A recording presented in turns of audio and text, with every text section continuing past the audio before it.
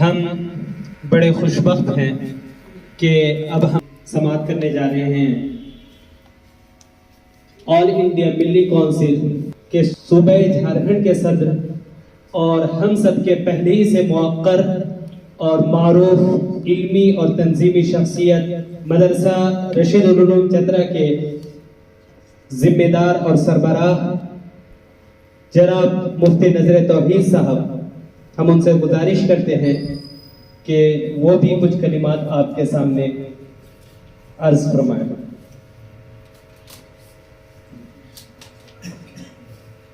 بسم اللہ الرحمن الرحیم، نحمدہ ونصلی علی رسولہ الکریم۔ معزز سامعین کرام، حضرات گرامی، ملی کونسل 1992 میں اس کا قیام عمل میں آیا۔ 6 دسمبر 1992 کو جب بابری مسجد کی شہادت ہوئی تو ہندوستانی مسلمان بلبلا اٹھا۔ اس وقت کوئی راہ سمجھ میں نہیں آ رہی تھی۔ انہی حالات کے پیش نظر حضرت مولانا قاضی مجاہد اسلام صاحب رحمۃ اللہ علیہ نے یہ اس کو قائم فرمایا اور اس کا سب سے پہلا اجلاس میسور ہوا۔ وہاں دستور کی ترتیب ہوئی اور تنظیم کی ترتیب ہوئی۔ اس کے بعد یہ قافلہ رواں دواں رہا، یہاں تک کہ قاضی صاحب رحمۃ اللہ علیہ سیکریٹری جنرل ہوا کرتے تھے۔ ان کے وصال کے بعد پھر اس تنظیم کا ڈھانچہ بدلا گیا۔ پہلے اس تنظیم کا سربراہ سیکریٹری جنرل ہوا کرتے تھے، ان کے انتقال کے بعد اس کا ڈھانچہ بدل کر اس مجلس کا اور اس تنظیم کا ایک صدر سربراہ ہوگا، اس کے تحت جنرل سیکریٹری ہوگا۔ اس زمانے میں جب انتخاب ہوا حضرت قاضی صاحب کے انتقال کے بعد تو سلیمان سیٹھ کا انتخاب عمل میں آیا ملکی سطح پر۔ اس کے بعد حضرت مولانا عبداللہ مویسی صاحب دعوت برکات صدر نامزد ہوئے، صدر منتخب ہوئے۔ یہ سلسلہ چل ہی رہا تھا۔ اس کے تنظیمی ڈھانچے میں یہ بات موجود ہے کہ اس کی برانچیز، اس کے شاخ تمام ریاستوں میں ہوئی، مگر یہ تحریک سرد پڑ گئی تھی اور بہت سارے صوبوں میں اس کی تحریک کا معاملہ بہت سرد ہے۔ ادھر مولانا انیس الرحمان صاحب دعوت برکاتہم نے اس کو ذرا بہار اور جھارکھنڈ کے لیول پر اس کو متحرک اور فعال بنایا ہے۔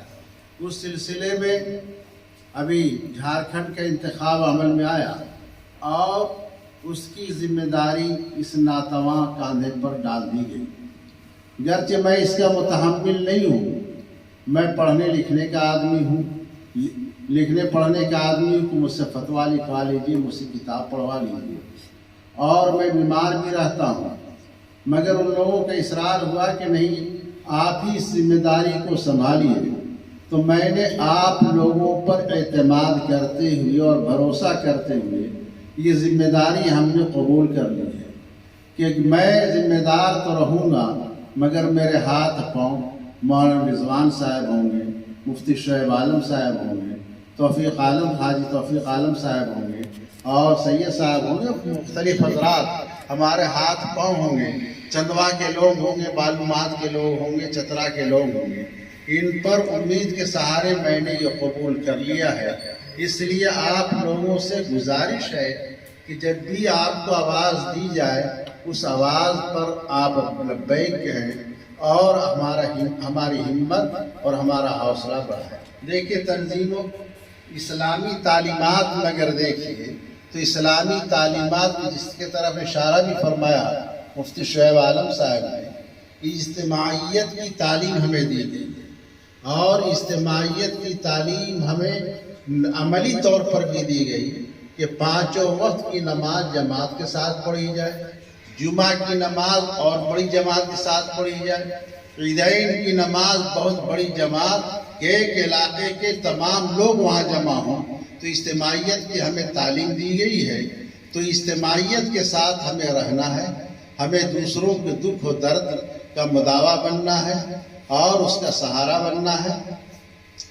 اسی لیے تنظیمی امور ہوتے ہیں کہ ان تنظیمی امور کے لیے آپ لوگ آگے بڑھیں اور جہاں جہاں ضرورت ہوگی انشاءاللہ، جہاں جہاں ضرورت ہوگی انشاءاللہ آپ لوگ پڑھیں تو انشاءاللہ کام ہوتا رہے گا۔ یعنی اگر پوری ہندوستان کے لیول پر متحرک ہو جائے اور ہر مسلمان جڑ جائے، اپنی باتوں کو کہنے لگے، اپنے باتوں کو منوانے لگے، تو انشاءاللہ ہندوستان کا نقشہ دوسرا ہوگا۔ آج ہندوستان میں قائدین کی کمی نہیں ہے، مگر قیادت کی کمزوریوں کی وجہ سے آج ہمارا ہندوستانی مسلمان کچھ کر نہیں پا رہا۔ بہت سارے مرحلے آئے ہیں یہ 2014 سے لے کر اب تک، ان مرحلوں میں ہمارے اندر سکت نہیں ہے، ہمارے منہ میں زبان نہیں ہے، ہمارے دماغ میں فکر نہیں ہے کہ ہم کوئی صحیح بات کہہ سکیں۔ ہم ڈرے ہوئے اور سہمے ہوئے ہیں۔ جب ڈرے ہوئے اور سہمے ہوئے ہم رہیں گے تو ہم کوئی بات نہیں کہہ سکتے۔ جب ملک آزاد ہوا، ملک کا بٹوارا ہوا 1947 میں، اور پورے ہندوستانی مسلمان سہمے ہوئے ڈرے ہوئے تھے، حضرت مولانا محمد رحمت اللہ صاحب نے نور اللہ مرقدہ نے 1949 میں چترا میں جمعیت کی صوبائی کانفرنس بلا کر مسلمانوں کو حوصلہ دیا تھا، جذبہ دیا تھا، اور یہ بتایا تھا کہ مسلمان کو ڈر اور خوف کے ساتھ رہنے کی چیز نہیں ہے، مسلمان ہمت اور حوصلے کے ساتھ اس ہندوستان کے اندر جیے اور رہیں۔ اور یہ تاریخ بتاتی ہے کہ اس اجلاس کے بعد مسلمانوں کو ایک حوصلہ ملا، بالخصوص بہار کے مسلمانوں کو ایک حوصلہ ملا، ہندی مسلمانوں کو یہ حوصلہ ملا۔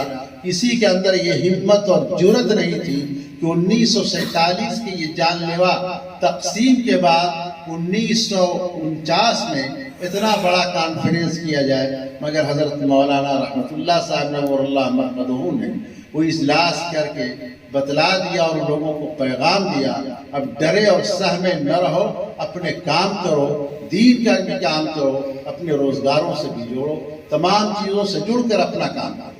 تو اسی طرح آج ہمارے اندر حوصلہ نہیں ہے، ہمت نہیں ہے، جرأت نہیں ہے، مگر یہ حوصلہ ہمیں اپنانا پڑے گا کہ ہم آنکھ میں منہ ڈال کر کے، آنکھ میں ڈال کر کے ہم دوسروں سے خطاب کریں، باتیں کریں اور اپنے حق کو بتلائیں، اپنی باتوں کو منوائیں۔ اس کی ضرورت ہے۔ اس لیے آج یہ تنظیمیں ہمیں یہ حوصلہ دیتی ہیں۔ جب یہ تنظیمیں ہمیں حوصلہ دیتی ہیں تو انشاءاللہ ایسا بھی کام ہوگا، اور انشاءاللہ مسلمان ہندوستان میں سرخرو رہے گا۔ یہ قلت اور کثرت، الف سنکھیت اور اسی طرح بہو اکثریت پر ہمارا فیصلہ نہیں ہوتا۔ اللہ تبارک تعالیٰ کا فرمان ہے، کم فئۃ قلیلۃ غلبت فئۃ کثیرۃ باذن اللہ۔ چھوٹی جماعت بڑی جماعت اللہ کے حکم سے غالب آ سکتی ہے۔ تو ہم چاہے وہ اقلیت میں ہو، آج اگر تاریخ پر ہم نظر دوڑائیں، 800 سال تک مسلمانوں نے ہندوستان پر حکومت کی ہے، تو یہ آپ بتلائیں یہ 800 سال میں کیا مسلمان ہندوستان میں اکثریت میں تھا؟ آپ اگر دیکھیں آج سے بھی آبادی کم تھی، مگر مسلمانوں نے حکمرانی کی ہے اس ہندوستان پر۔ تو اس لیے کم من فئۃ قلیلۃ غلبت فئۃ کثیرۃ باذن اللہ، اس لیے ہمارے اندر حوصلہ اور جذبہ ہوگا تو انشاءاللہ ہم غالب آئیں گے اور ہماری بات چلے گی، ہمارا پرچم لہرے گا۔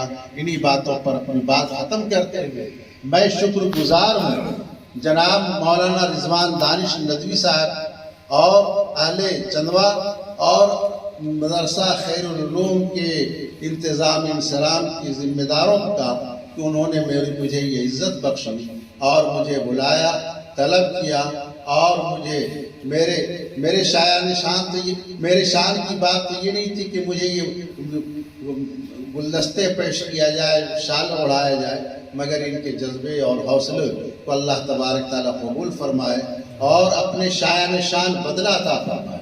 میں انہی باتوں پر اپنی بات ختم کرتا ہوں. وآخر دعوانا الحمدللہ رب العالمین.